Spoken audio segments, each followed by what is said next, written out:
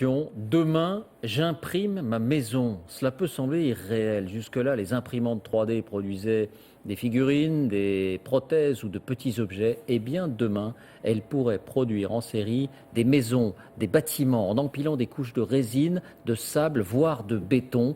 Les premiers exemplaires sont déjà sortis des machines. Est-ce la fin des chantiers interminables et coûteux? Dossier réalisé par Johan Rolla et Frédéric Bonne. Elle ne ressemble peut-être pas encore à la maison de vos rêves. Et pourtant, tout près de Shanghai en Chine, ces petits modules à l'aspect brut de décoffrage représentent un pas de géant dans les techniques de construction. Car voici comment, au printemps dernier, 10 maisons comme celle-ci sont sorties de terre en moins d'une journée. Sous cette gigantesque machine, une imprimante géante, un mélange de béton et de matériaux recyclés déposés couche par couche, au millimètre près, aussi solide qu'une maison traditionnelle. Toutes les couches sont solidement collées les unes aux autres, de façon à ce que le mur ne puisse ni se déformer, ni s'effondrer. L'impression 3D. Jusqu'à présent, pour le grand public, c'était surtout ça. Un procédé réservé à des objets plastiques au format de poche. Les industriels et les chercheurs du monde entier ont décidé de changer d'échelle.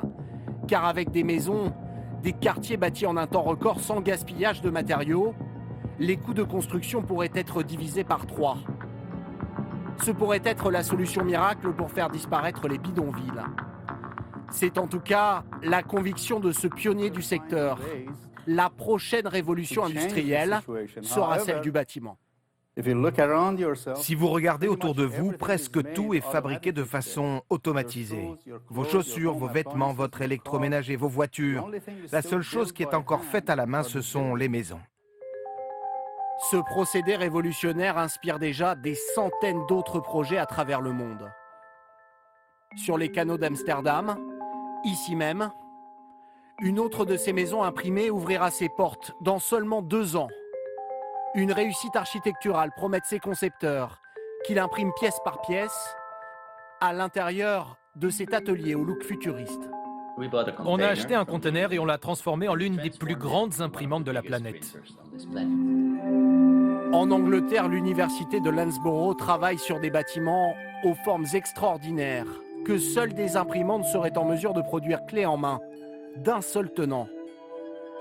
Dans 20 ans à peine, les projets les plus fous de designers et d'architectes du monde entier pourraient alors se concrétiser.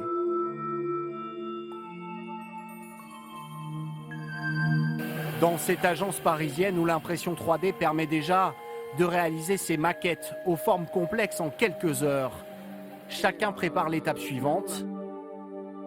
Les mêmes objets, grandeur nature. Il y a des formes qu'on ne savait pas usiner, qu'on pourra usiner, ça c'est assez évident. Ou des formes qu'il était trop cher d'usiner, qu'on ne pouvait faire que sur des bâtiments de prestige. D'une certaine façon, on va sans doute se rapprocher d'autres industries comme l'aéronautique, l'automobile. Et pourquoi pas un jour des bâtiments extraterrestres? Car la NASA s'intéresse sérieusement à cette méthode. Des imprimantes capables sur la Lune ou sur Mars de construire des entrepôts à partir des matériaux présents sur place.